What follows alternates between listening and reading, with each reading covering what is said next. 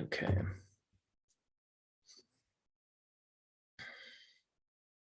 Okay, we are live. Welcome to Boston Basic Income. I'm Alex Howlett.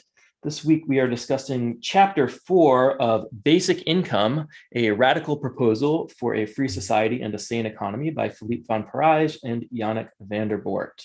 And Chapter 4 is entitled History, from Utopian Dream to Worldwide Movement. So the last chapter was prehistory, and they were talking about things that weren't quite basic income. And now we're getting more into more recent stuff and stuff that starts to look a little bit more like basic income, though, as we will see, not 100% in every case. So a question we can ask and kind of keep in our minds as we go through this chapter, or as we discuss this chapter, is whether our understanding of basic income, or to what extent it links up with this kind of like intellectual history, or to what extent people were thinking about basic income, or they were thinking about benefits programs to people as solving maybe a different problem than we think of basic income as solving. And for people who aren't familiar with my position, I tend to think of the main problem that basic income solves is it's an efficient mechanism for distributing money to consumers in a market economy. So if you know that you want to use the market, then you have to have a mechanism for distributing money to consumers. And then the question is, do you use basic income or do you use something else? And then that's kind of the comparison there. In this book, they argue more from the perspective of, well, how do we maximize people's freedom? Whereas I think that's just like a subset of the problem that basic income solves. If the way you get people money isn't functioning properly, then that's going to be detrimental to people's freedom, and it's going to cause all kinds of other problems too. So let's hop right into a quote from the article, quote from the chapter, I should say. So this is about the Thomas Paine plan. So Thomas Paine is often cited as an early supporter of something like basic income. So in sharp contrast to what they were talking about before, Paine asserts it is not charity, but a right, not bounty, but justice that I am pleading for. And from the position not to be controverted that the earth is in its natural, uncultivated state was and ever would have continued to be the common property of the human race. He derives a new and radical conclusion. As the land gets cultivated, it is the value of the improvement only and not the earth itself that is in individual property. Every proprietor, therefore, of cultivated lands owes to the community a ground rent, for I know of no better term to express the idea, for the land which he holds, and it is from this ground rent that the fund proposed in this plan is to issue. So for people who aren't familiar with Thomas Paine's plan, he's actually suggesting kind of a stakeholder grant, so a cash lump sum cash grant when you become an adult, and then a ongoing pension for retirees that is the same for everyone, so not dependent on how much you put in or anything like that. So in that sense, it is a basic income for retired people. Now, I think, the idea that it doesn't make sense to think of basic income as a charity, I think that is helpful. Some of the previous stuff they were talking about here is just, thinking about, okay, there's kind of this religious connotation of you want to help the destitute and that kind of thing, and there's these like charitable motivations, and some of the people were justifying cash assistance based on this reasoning, and I think it doesn't make sense necessarily to think of basic income that way, especially if you're thinking of it as like, oh well, this is just the most efficient way to do something to help the economy function correctly, right? Now, it is not a charity, but a right. So that kind of begs the question, like, why should it be a right? And I think this is where Thomas Paine's kind of argument starts to break down. Just the idea that it is not to be controverted. He's basically saying, by saying it is not to be controverted, the position not to be controverted, he's basically saying, well, obviously this is true. And I don't know that this is obvious, right?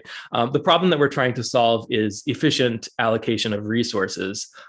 So trying to solve this problem by saying, well, obviously everyone shared ownership of the earth, therefore it should continue to be this way, I don't think is a useful, logical starting point, right? The question is, how are you going to get the maximum benefit for the people? If you're starting from a place of we care about people, and there's at least some group of people who we care about equally, and we want to maximize their welfare, their well-being, then you want an economy that serves all of those people, and basic income is an efficient money distribution mechanism. But the whole idea that it has to do with justice, I mean, justice is always begging a question as well, right? Like, why do we consider a particular thing fair or just?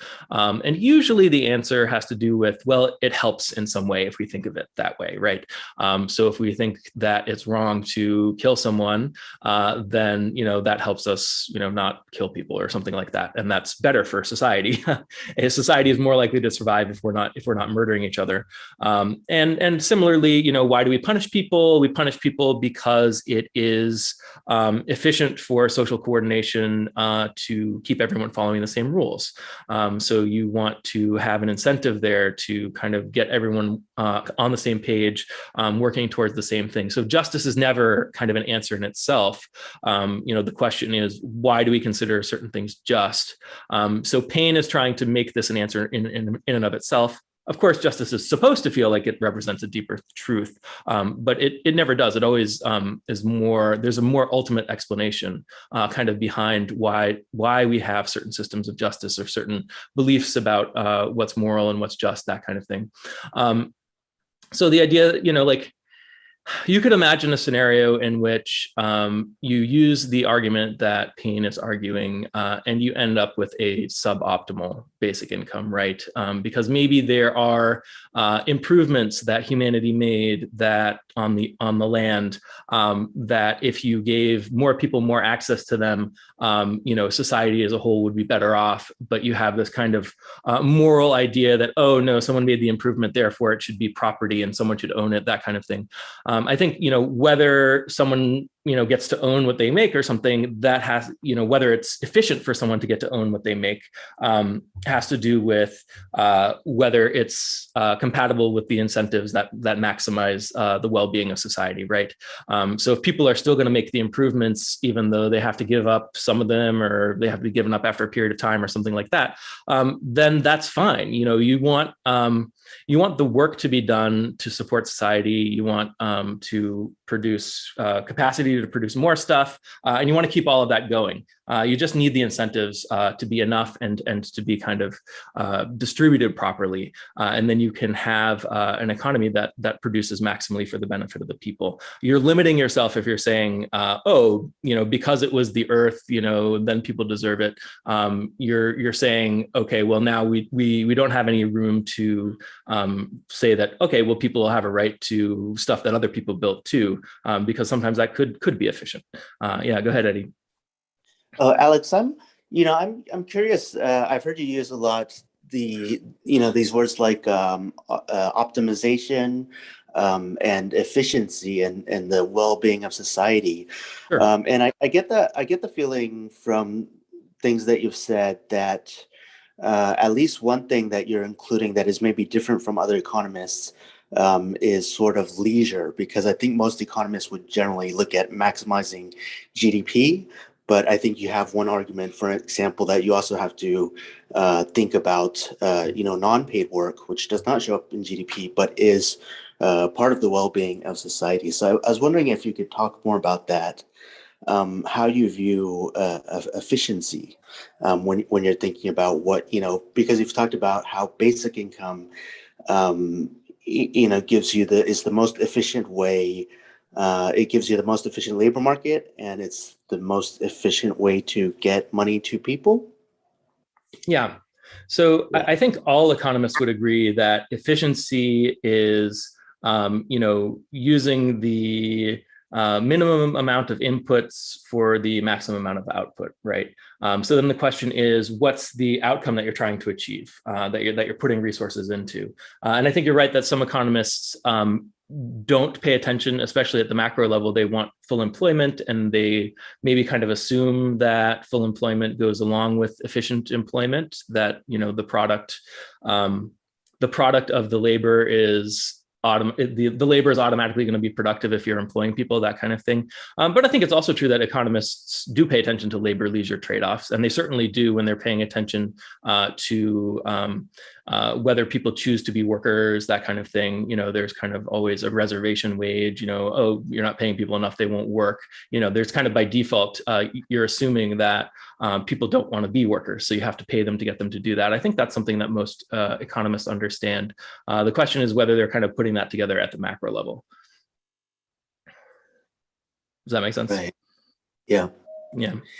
Could you talk more at all about like the line of thinking that that basic income is sort of the most does it create the most efficient design the most efficient economy?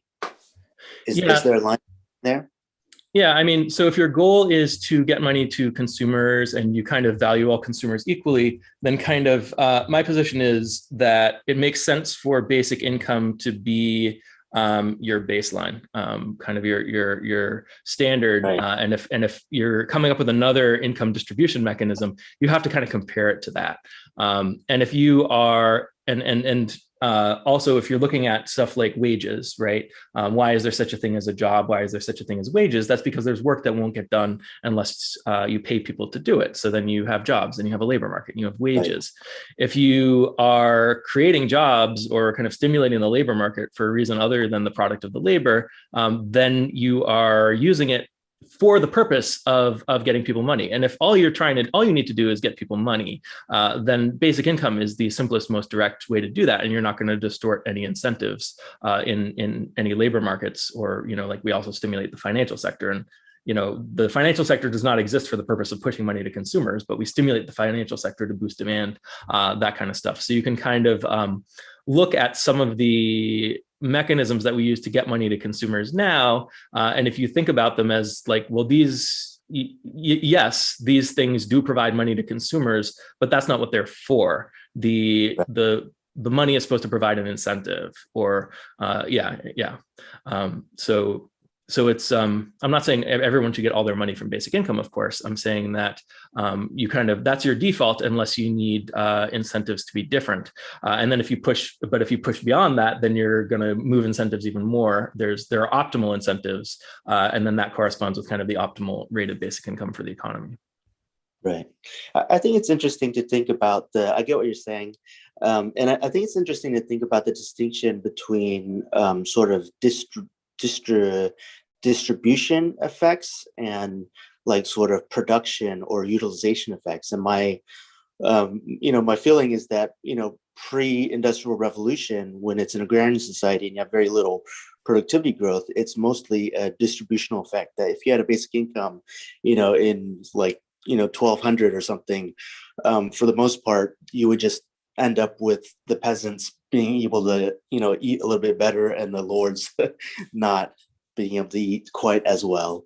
But then after Industrial Revolution, I feel that you get into a situation where not having a basic income also affects your production sort of maximization. Like the economy cannot produce simply because the consumers, are not being given the claim tickets to allow them to direct the economy to produce. Yeah, I mean, so the question is, to what extent is basic income changing the allocation of resources so that more of it goes to some people and less of it goes to someone else? In a feudal society, yeah, I mean, you're not as much of a market-based system there. I guess certainly maybe there's still, maybe money, and there are markets you can go to and buy things, but it's not like the economy that we have today. So you could ask, if you increase the level of base, and you don't have these advanced financial markets either, where you have this buildup of credit that's going to collapse and the business cycle and all of that. You're mostly constrained by the resources that are available, and then the question is how do you distribute them and how do you get the incentives right and that kind of thing. I think there are markets in the feudal system of some type. I think that the peasants, my understanding is that the peasants would pay the lord in grain rather than money. So the lord would have a certain amount of grain from the peasants working the land, but there's an amount of that. So that's actually a price, even though it's not in money. It's a price in terms of, like bushels per acre. Sure. And then I think there are also markets for buying food. And so when the Lord sells some of what he has, then there's a market, there's a price for that. Yeah, so you can look at kind of different economic structures. Certainly, basic income in terms of money that gets paid to everyone is relevant in the context of a market that uses money. So kind of a large scale modern market economy, that kind of thing. If you get into feudal arrangements, it might be a little bit different. Maybe people are paid in grain, but maybe in some sense the grain acts as money in some ways, or maybe there's debt that's denominated in grain, that kind of stuff. So you can get to kind of like in between areas. Certainly in a small scale society, you don't need basic income because people are working based on social incentives and contributing based on social incentives, and that kind of all works itself out. You only really need money in kind of a larger scale where people don't know each other, and there's a lot more like large scale specialization and all of that kind of stuff. But yeah, I mean, like I'm not an expert actually on these different kind of configurations, and I don't think that much about like way back history. I think more in terms of like a modern market context. And I think it's true that we wouldn't want to go back to any of those other systems, right? We have kind of this international large scale economy, and domestic economies are also very big. And you want to specialize as much as possible with, also having enough redundancy that you don't have a single point of failure, all that kind of stuff. But you generally have a money-based economy where people are trading everything for money. Everything's kind of going through money, and priced in money. And then basic income becomes relevant at that point. We have money distribution mechanisms. They're just not working great in a lot of ways. So we have the private financial sector kind of printing money for us over and above what's necessary for efficient finance of productive assets and that kind of thing. And then basic income means we don't have to do that. So I think the question you're asking is like, where's the tipping point, and where do we transition from, there's just a certain amount of goods that we need to that can be claimed, and the question is who gets to claim them versus like, oh, maybe if people have more money to spend, the economy can produce more because the demand curve is flatter or something like that. I think even in feudal times, you probably couldn't just take money from the rich and give it to the poor. I think that still would have been potentially on its own inflationary, because there has to be the capacity there to for the poor people to buy the things that the rich people wouldn't have bought. Like rich people liked to accumulate money and spend money on luxuries that didn't necessarily use as many resources. So it's not like the food is automatically available. But certainly if you are a subsistence farmer and you're literally farming the food and some of it's getting taken away and then less of it gets taken away, then you're going to be better off. But it's probably not a one-to-one money distribution, even if it's a maybe kind of one-to-one resource distribution. Yeah. Go ahead, Austin.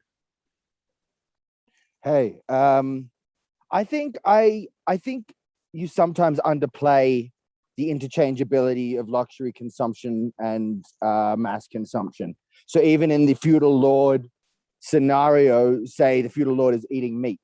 Well, that'll require land and / or grain that could have fed people. Yeah, that's fine. Right? There's certainly overlap, right? Yeah. There's some degree of it, and I think sometimes I just feel like sometimes you overemphasize the idea that rich people are spending their money on these weird luxuries like caviar that no one Yeah. So all of that is fine, right? I think what Eddie and the point that Eddie was making is that maybe it is kind of, there's a direct resource trade-off, like especially in kind of feudal contexts where you're taking resources away from the rich and giving them to the poor, that kind of thing. It's still not one-to-one money-wise, right? The rich people might be sitting on piles of gold, so distributing that money out to the poor people, money is going to get spent that just wouldn't otherwise get spent. So you kind of have more money being spent into the economy, but it's potentially not a positive sum game in terms of resources. I think is the point that Eddie's making, and I think that's the point that you're making too. That you might have to, the rich might have to sacrifice in order to give stuff to the poor. Yeah. It can be any of these things, and I guess are there two things that we need to think about. One being, how does it change the velocity of money, right? And how does it change in the sense that when poor people are more likely to spend the money? You said rich people are sitting on a pile of gold in feudal times, right? And then you give that gold to peasants, they're all immediately going to go out and exchange it for like oxen and land or whatever, right? Yeah. So that's a change in the velocity of money. But then there's this other thing, which is what are the nature of the goods and how interchangeable are those goods? And I think especially when it comes to like things like energy and labor, most things have an energy and a labor input. Sure. And that can go in different places, Yeah. I think that's fine. I think everything you're saying is right. And certainly even today, we would, the less rich people could benefit from more rich people using fewer resources. I think the thing to that I like to emphasize is that especially in today's economy, we're not at the kind of production possibilities frontier of the economy where using more resources here means fewer resources going into something else or something like that. We're kind of below. Do you believe? You know what I mean? Do you believe we have been at that limit any time in recent history? I think that's the question that Eddie is asking, right? And I'm saying, well, maybe it would have been closer to that in feudal times, maybe not. But I also think that once we have a basic income, that's kind of the low-hanging fruit, like getting the basic income to its natural level gets us to that frontier. And then we can start thinking about, okay, now what resources are we going to trade off to make poor people better? What kind of sacrifices do we want to have, rich people make, that kind of thing. How many startup coaches can we put out of business because we don't need that, we don't need the labor there, we need the labor somewhere else, you know what I mean? Right. Yeah.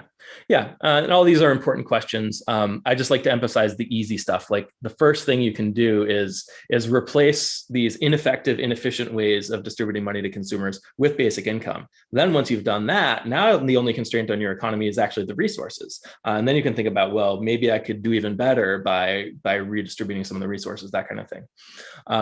So let's go to the next, get back on topic here. Let's go to the next quote from the book.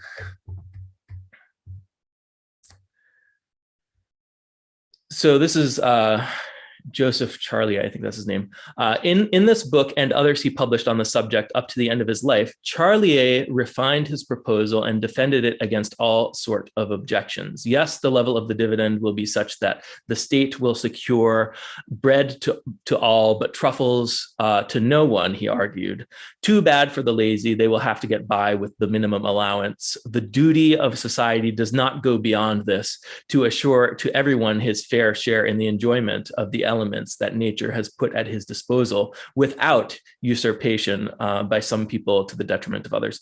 So I think, this is kind of the subsistence basic income thing where you're trying to get people up to a minimum level, but then you're limiting the possibility. You're getting to a certain point and then you're stopping. Like, if we have the resources to secure truffles for everyone, then why wouldn't we do that, right? It just doesn't make any sense not to do it.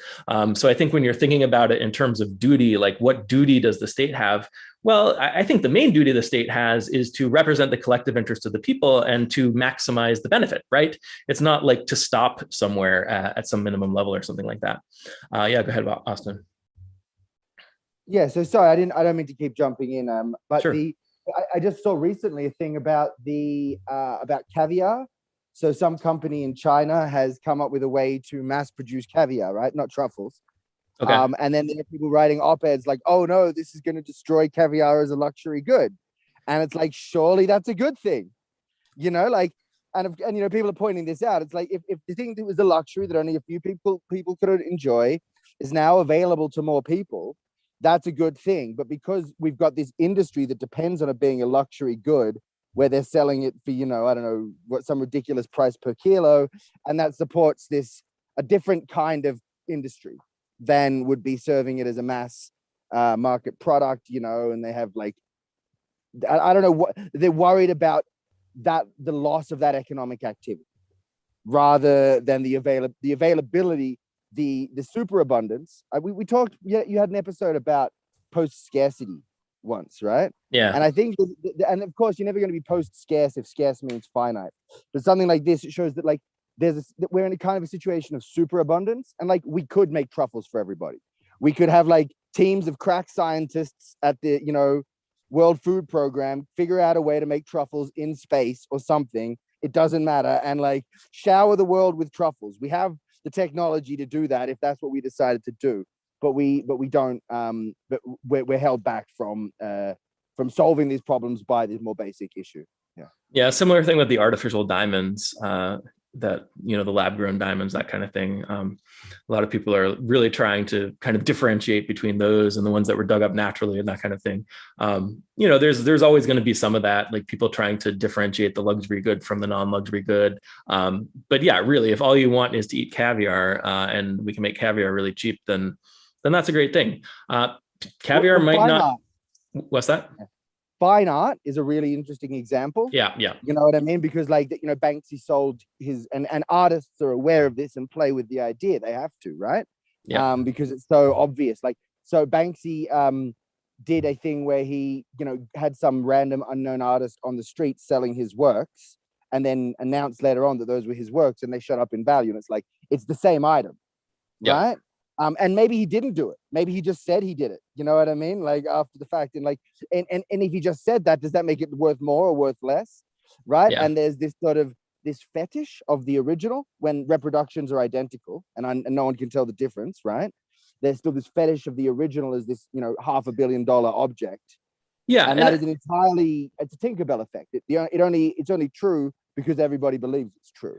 Yeah, and that's fine. There's always going to be some of that, people, you know, showing off that they were able to afford the special thing and showing why it's special, and, you know, it can be arbitrary stuff. That's fine. You know, if people need food and other stuff, you know, this is the stuff that I care about the most is not fine art. I don't care what the price of fine art is. I care. I think when you say it's fine, it would be fine in a world where everybody was eating and everybody was housed and everybody did have the basics. But there's something a little bit obscene about it in a world where, you know, children are dying of hunger still, right? Like, I think it's only obscene if you think like that's part of the reason why children are dying. And I really don't think it is. I think it's unrelated to the fact that we have these broken money distribution mechanisms. I could argue with you about that, but I'll let you move on. Okay. So we're going to get to the next quote here. This is about John Stuart Mill and his idea about giving people money. Essentially, that there should remain an incentive to work. That is, that the condition of the person receiving help should not be made as desirable as that of the laborer who supports himself by his own exertions. If that is the case, there will be no need to set up a system of forced labor for the undeserving poor. That is, an organized system of compulsion for governing and setting to work like cattle those who had been removed from the influence of the motives that act on human beings. Moreover, the state must act by general rules. It cannot undertake to discriminate between the deserving and undeserving indigent. The dispensers of public relief have no business to be inquisitors. What is needed, therefore, is neither private charity nor workhouses, but a legal guarantee of subsistence for all the destitute, whether able-bodied or not, whether deserving or not. So I like a lot of this. I like the fact that, you know, the idea is not to be inquisitors. You know, the government is not really in a position to decide who deserves what. But there's also, I think a problem here the legal guarantee of subsistence for all the destitute. So this implies that people are destitute and that's just kind of how they are and you need to provide them subsistence. I think if you have a properly functioning economy, then no one is destitute and you're not kind of providing something for the destitute because that's not a kind of person who exists. And then the idea that I think it's certainly true, like you do need to provide an incentive to work. So the laborers are going to earn money over and above kind of the non-laborers, and that's fine. But so I think my biggest objection to this is just the idea of thinking of classifying people as destitute, because if you fix this problem, then you don't have necessarily destitution anymore. If destitution is a side effect of not getting people money, well, so that's pretty much what I have to say there. Yeah, let me go to the next one here. So this is John Stuart Mill, but it's based on Fourier. And then a problem here is that, of course, that he's still setting it at a subsistence level, and he's trying to solve the wrong problem. He's trying to solve the problem of subsistence rather than the problem of how to distribute money efficiently. So let's go to another one, getting into Bertrand Russell here. And Bertrand Russell is kind of a popular guy to quote in the basic income movement. So this was talking about after World War I, the debate about basic income like stuff. So the first to open fire was the mathematician, philosopher, nonconformist, political thinker, militant pacifist, and Nobel laureate Bertrand Russell. In Roads to Freedom, a short and incisive book first published in 1918, he argues for a social model that combines the advantages of socialism and anarchism. Oops, I was supposed to include the rest of the quote here. So here's the actual.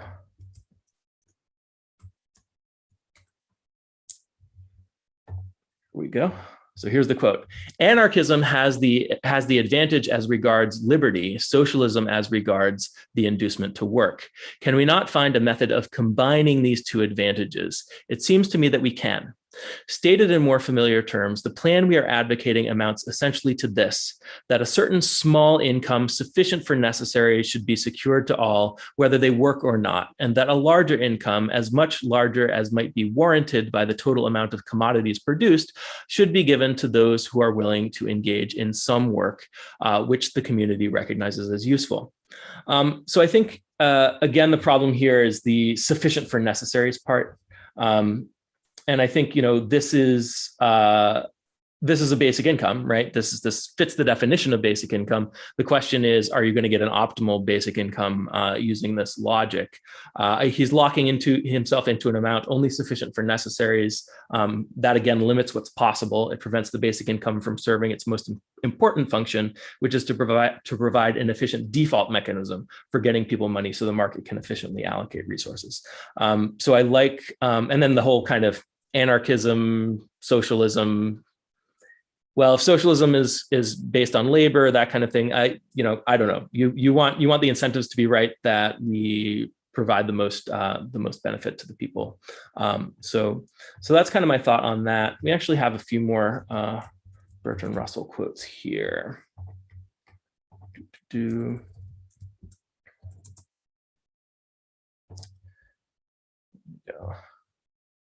Just keep the share up. Under this plan, every man could live without work. There would be what might be called a vagabond's wage, sufficient for existence, but not for luxury. The artist who preferred to have his whole time for art and enjoyment might live on the vagabond's wage, traveling on foot, when the humor seized him to see foreign countries, enjoying the air and the sun, as free as the birds, and perhaps scarcely less happy. Sure, okay. But again, you're kind of limiting the wage, and basic income isn't about making people happy and free. It's about efficiently distributing money to people. If the way we get people their money is broken, then we unnecessarily curtail their happiness and freedom. That's true. And to put it another way, happiness and freedom are goals of the economy as a whole. They're not the goal of any one particular program, and basic income just helps the economy function properly. So that's kind of how I would think about it. So you've got these things that are broken, that are that are holding us back from reaching our potential along many dimensions, and freedom and happiness, of course, are two important ones. So let's go to the next one.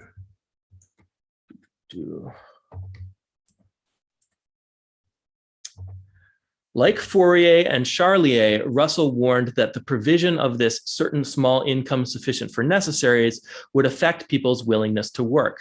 Like them, however, he regarded this as an argument in favor of the proposal rather than a drawback. One great advantage of making idleness economically possible is that it would afford a powerful motive for making work not disagreeable, and no community where most work is disagreeable can be said to have found a solution of economic problems.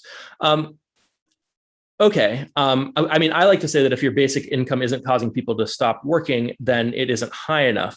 But the point of making people better off in idleness isn't, on its own to make working conditions better. It's to just improve people's lives as a baseline. Of course, work has to compete with that new minimum standard, right? But the idea that the ultimate goal here is to make workers better off in their jobs, that's not the point. The point is to make people better off. So here we'll go to the next one.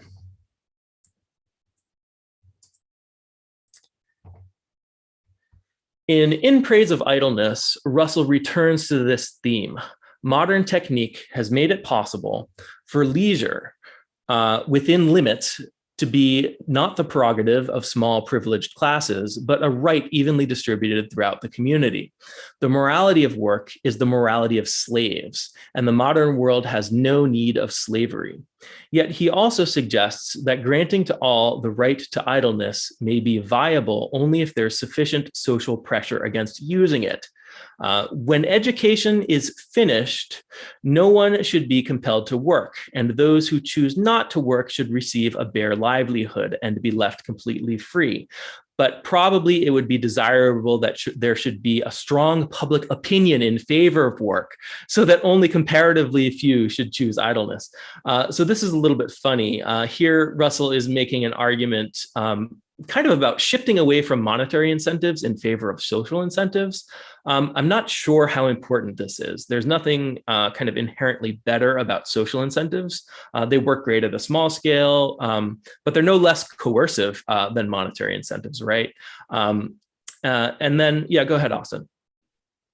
I think they're more coercive than monetary incentives in a sense, right? Like the social pressure to work is tied with like deep cultural norms, right? That are rarely examined, and it's what sort of the implicit assumptions in all of that are is that you're born in the hole and you owe society something for your existence, and you have to prove that you've got the right to live, right? And that's why I love the work of someone like Carl Wiederquist, who's like, well, your society also owes you things. Society has, by imposing a property system, by imposing laws, by imposing itself on you, society limits your access to the resources in nature, and therefore society does owe each individual, the collective does owe each individual something for that basic right that's been taken away to go drink from the streams and hunt in the forest, right? Sure. I don't know if I buy into the whole, like, you have the right to, all of that stuff, but I can say that when you're talking about incentives, saying that an incentive is more coercive is just another way of saying the incentive is stronger. So if you are using social incentives, or if you're using monetary incentives, and you're getting the same outcome or the same strength of incentive, then it's kind of equally coercive as well. Coercive is just kind of a way of framing it that. Yeah, I'm not sure that's true. I think coercion is a very specific kind of pressure that should, like torture is a form of coercion, torturing people so that they'll go out and do what you say and not speak up, right? And you can't say that, a government campaign saying, hey, everybody, it's great to have a job. Go out and get some training and get a job is the same thing as being tortured, right? Like, and this is what Carl Wiederquist so I think really good at. I think you're making an important point. There's like a semantic issue here, and maybe a coercive. Yeah, Yeah. go ahead. Sorry, this is why Karl Weidequist's emphasis on the words negative freedom are so important, because that's what's different here. Whether we're talking about negative freedom, my freedom to be left alone. Right? I'm really not a fan of any of Karl Weidequist's arguments. I have to tell you that. But I can say that you're making an important point about coercion. Like we could say that coercion is incentives that we feel bad about, and then incentives that maybe we feel good about are not coercion or something like that. Coercion to me means that there's the threat of force or violence. Is it part of it, right? Like. But then, yeah, I mean, I think these are all kind of semantic points, and we're kind of pulling the conversation away from kind of the point that I was making here, which is that social incentives, monetary incentives, you can use either one to get people to do the thing. And I think you agree with me that using social incentives is maybe appropriate, or social incentives are maybe appropriate or more effective in certain contexts. But they're not like inherently better or something like that. I think there's a link between money and law, and a link between law and coercion. Right. Sure. So once you move into the social realm, you kind of leave that all behind. And, you know, no one's going to get in debt. No one's going to end up in prison. No one's going to be shot trying to escape prison. Right. There's the final and you move closer and closer to that sort of what would you say violence that's somewhat hidden in society. Yeah. Another thing I like to say is that the law is endogenous. Right. It's meeting a requirement or serving a purpose that is kind of pre-law, right? And the laws we have kind of emerged in order to provide a certain structure that benefits society and that kind of thing. And if we had the wrong laws, then our society would not have succeeded, that kind of thing. So there are kind of constraints on what the law can be. And then societies that have ineffective laws end up failing, that kind of thing. Certainly there's a lot of variety to be had even in existing laws. But I like the idea that, you know, tying money to law, I think there's something natural about money that's also pre-law. But there's certain aspects of money that you know, like can differ depending on what your laws are, that kind of thing. But let's go to Bethany.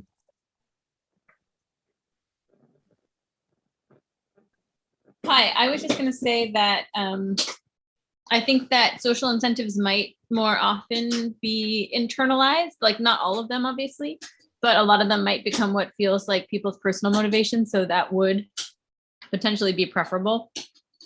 And people would feel like they're doing the things that they really enjoy, and they would still be doing constructive things. I don't know, that's not true 100% of the time, but that would be my guess, because that would be my guess. Yeah, I think that's an important point. And then you can ask, you know, is it really feasible? You know, in how many contexts is it really feasible to have the choice between monetary incentives and social incentives? I think once you get to a large enough scale where people don't know each other, there can be social incentives to kind of participate in the market, that kind of thing. But there's still monetary incentives in terms of what you do in the market. I don't know. What do you think, Bethany? I think that you could have an influence. I mean, I don't know how much this can really be socially engineered per se, but I think that, hold on. Annabelle, it's very heavy. Okay. Sorry, I think that you can't, I don't know how much it can be socially engineered, but certainly like social incentives, setting the bar, like people having an incentive to, for example, like show off their skills or contribute would have a big influence on probably the amount of paid labor that you need. It wouldn't necessarily direct it in like all of the ways that you would need, right? But it would still create like a higher level of people already doing things that are productive, and it would also probably tailor what they're doing to their own personal talents. What it wouldn't do and it would to some degree tailor it to demand too. So like all of those things would be built in. It just wouldn't be precise. That's what I think. I think that's right. And I think there's, you know, this whole thing about, you know, which incentives are most effective in which contexts, you know, that we could have a whole, you know, long discussion about that.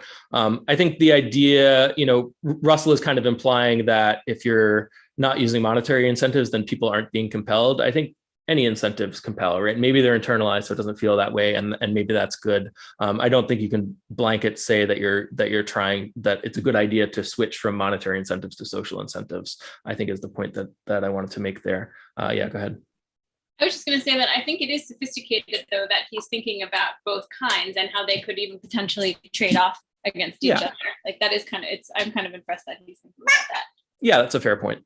And then the other thing I wanted to say about this quote, he talks about the morality of work being the morality of slaves, and the modern world has no need of slavery. I think the reality is that freedom is a continuum, right? So slavery might be at one end, perfect lack of freedom or something like that, and then at the other end you'd have perfect freedom. But we're always going to fall somewhere in the middle. And I think the idea is that to some extent, people are going to be not free. They're going to have to be coerced into doing certain things, or they're going to have to be incentivized to do certain things. And then the idea is that you wouldn't want your money distribution system to push that further than it needs to be. So if we associate people's incomes with jobs, then what you're doing is you're forcing people to work more than necessary as an excuse to pay them. Yeah. So let's go to the next one here. So now we're getting into Dennis Milner, who was a Quaker who talked about some basic income stuff. We have a comment in the chat.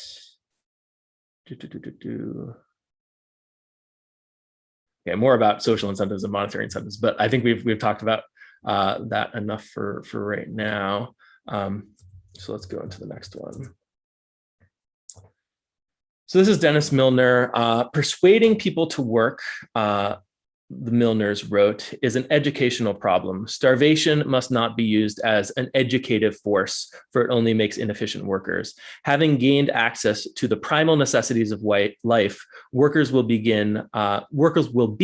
in a fairer position for bargaining about wages. Better wages in turn will mean greater demand for necessities, and thus a steadier state in all the staple industries.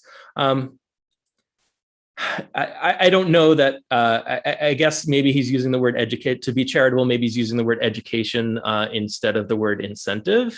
But it doesn't have.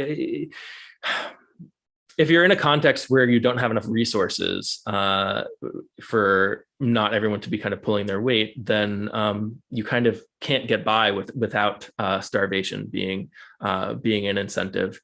So it's really a matter of like, what capacity does your economy have, and what resources does your economy have?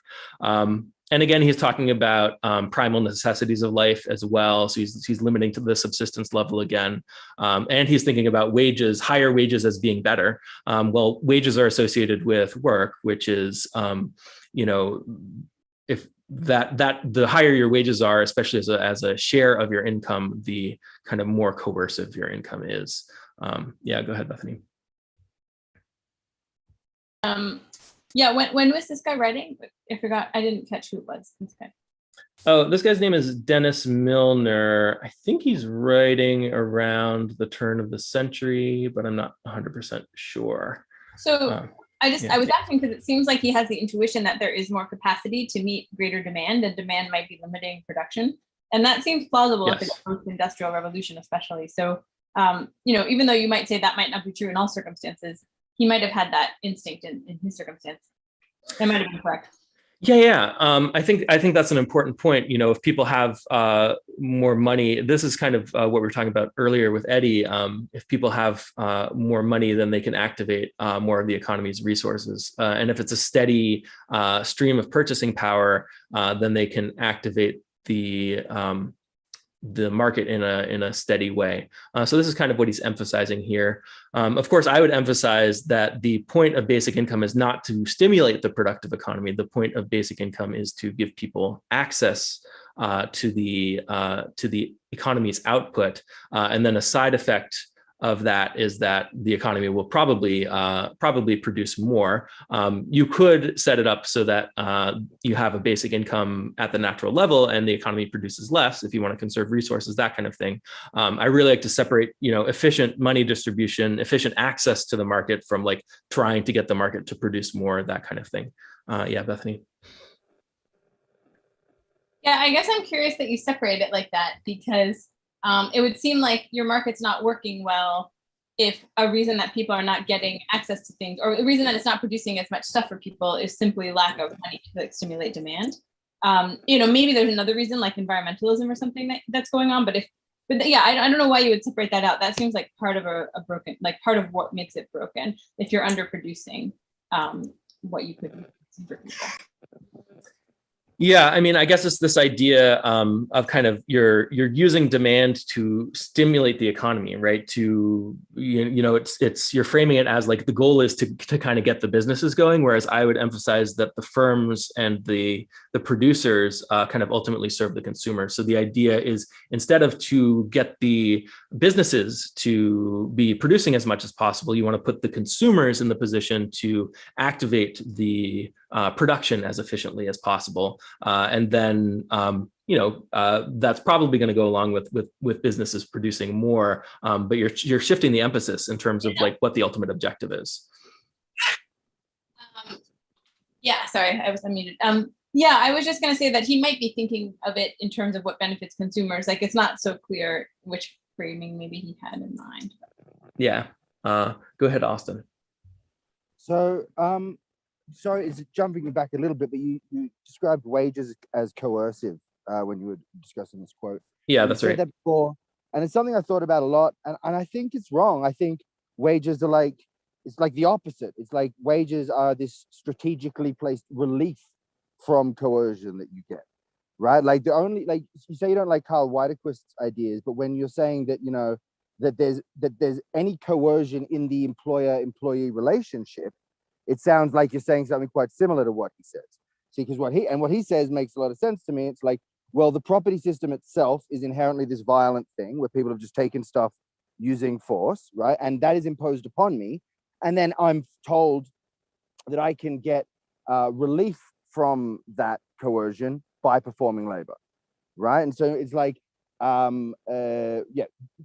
wages are a relief from this background coercion, and we grant them to people selectively depending on their performance of these tasks, right?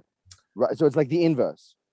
Well, the conditions that exist that kind of force you to go seek out wages are coercive, and then the payment of wages is what coerces you into doing the work, right? If you have an income that is unconditional, right, like a basic income, then and you compare that to an income that's dependent on a particular employer, whether or not that employer happens to be being nice to you doesn't change the fact that the overall situation is more coercive. And I should say about Carl Widerquist that I agree with most people about most things, and I agree with Carl Widerquist about most things. I just always emphasize the points of disagreement. So I should point that out. Yeah.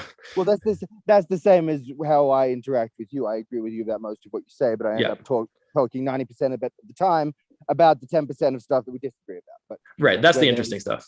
Yeah. Okay, but I mean, it's like someone's throwing you in a river, and somebody else is offering you a hand to get out of that river, and then saying, now you owe me a favor, right? Is the person who's coercive the first person or the second person? Or are you suggesting that they're in league, which is, not, I don't think, a meaningful way of phrasing it, because it's not like employers are waking up in the morning thinking, aha, I better make sure the government imposes the property system so that I have a desperate workforce to exploit. Right? Like, they just react into the situation that they're in. So I'm saying that the government is throwing people in the river as an excuse to get people to come and rescue them. Yeah, exactly. I agree with that. But where wages fit in that picture, and whether wages are a negative thing or a imperfect escape from a negative thing, is what I would. Well, wages are the rescuing, and then the absence of basic income is the throwing people in. So the rescuing is associated with the throwing people in, and the wages are associated with the absence of basic income. Yeah, I agree with that. Okay. Let me go to the next one here.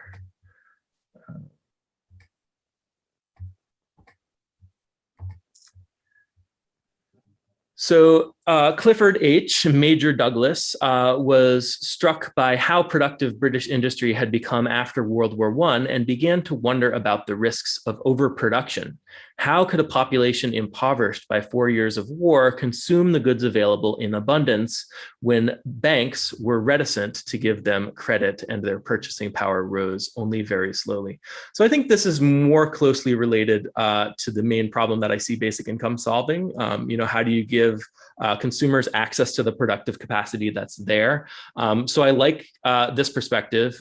C.H. Douglas is actually part of how I discovered the concept of basic income. So I was reading about Douglas and social credit and his national dividend before I ever heard the term basic income. And I actually first heard the term basic income from the writing of Philippe von Parijs, who is the main author of this book. I think Douglas is wrong about a lot of stuff, but this particular part I like a lot. You're noticing that, okay, we had all these resources that were going toward the war. Now we're not fighting a war anymore. How do you put those resources toward the people? And that's kind of, well, okay, that's the problem that basic income solves, right? Now you have more resources available to the market. How do you get the market to allocate those resources efficiently? Yeah, go ahead, Eddie. I think it's really interesting that these authors are writing, right around the time and just prior to the Great Depression. And there is, are terms that are popular around that time, including that term overproduction. And if I remember correctly, there was actually another term that was popular around that time, which was technological unemployment. I think it's not very well known anymore, but around the time of the Great Depression, a lot of thinkers were concerned with technology and productivity growth and overproduction, and thinking that the same thing that people are worrying about now, which is that the productivity growth will put people out of work. So how do you solve that problem? And it's a really interesting problem because in a way it's such an easy one to solve if you think about it, right?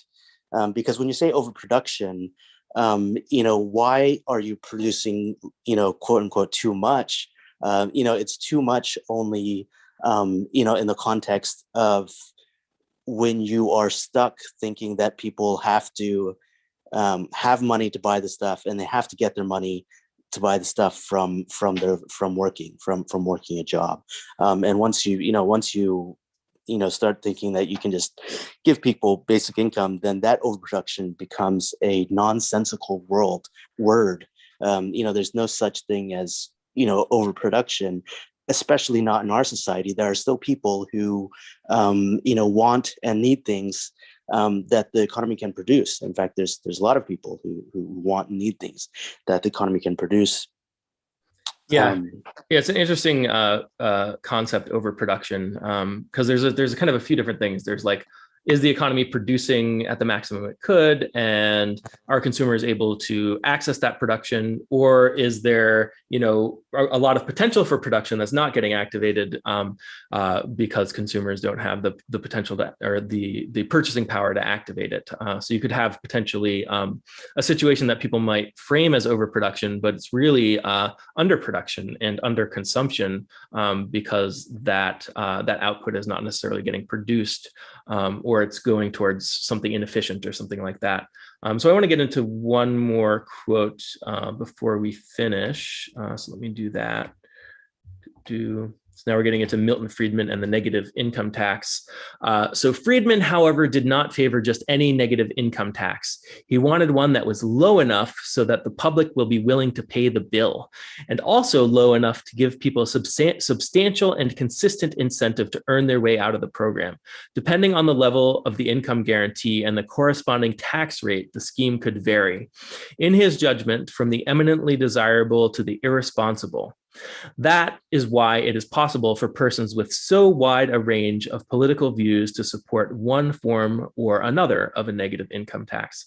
So here he's really not thinking about optimal labor incentives. Instead, he's just assuming that the ideal is to maximize participation in the labor market, but he's conceding that you don't want to screw anyone over in the process. So I think that's, Milton Friedman, again, as with some of these other thinkers, he's not thinking about basic income the way I would, or the way that a lot of people here would, and that's fine. A negative income tax is, in many ways, equivalent to a basic income paired with an income tax. It's usually formulated kind of at the household level, and it's something you get at the end of the year, that kind of thing. So there are problems with it. So it's not really a basic income, but a lot of the arguments kind of carry over. And I think a lot of the problematic arguments for negative income tax, including Friedman's arguments, are problematic arguments that people make for basic income as well. So this chapter, it goes on a little bit further. We get into some Friedrich Hayek, and we talk about the Alaska dividend, and they kind of say that, well, this is really a true basic income because it's individual, obligation free, not means tested, that kind of stuff. And I think there's a case to be made that the Alaska dividend is a true basic income, but it's also barely. It's I don't care if the amount of the basic income is very small, but if it's only paid once a year and the amount keeps shifting around, that kind of thing, it's certainly not an optimal basic income. It's a basic income that's kind of all over the place and not implemented efficiently. I mean, it is what it is because they have the permanent fund, and the dividend is the result of what their process is, and that's what it is, and that's fine. But this chapter, it also talks about McGovern's demo grants and Martin Luther King kind of supporting a guaranteed annual income, which really if you read that book, Where Do We Go From Here? He wants to guarantee people an annual income, but he says, okay, well, that, it's okay if that income comes from jobs. He's trying to kind of address this poverty thing, whereas I would frame poverty as being a side effect of the money distribution system being broken. This book does a really good job of kind of giving a complete picture of kind of the history of thinking that's kind of connected to basic income in some way. But I think most of the people who are thinking about this stuff, maybe with the exception of people like C.H. Douglas, are not thinking about, okay, well, how do we get the most out of our economy? They're thinking about the economy is this thing, and then we need social support programs for people who, for whatever reason, aren't working and earning money the normal way, that kind of thing. So my hope is that the thinking in basic income shifts more towards kind of the efficiency questions in kind of the coming years. So this was a good discussion. Next week we are off. I'm going to be on vacation, and then the week after that we are moving to Thursdays, and we're going to be on Thursdays from here on out. So the next one is going to be on Thursday, September 2nd at the usual time. And then we're going to be discussing chapter 5, which is entitled Ethically Justifiable, Free Riding versus Fair Shares. So looking forward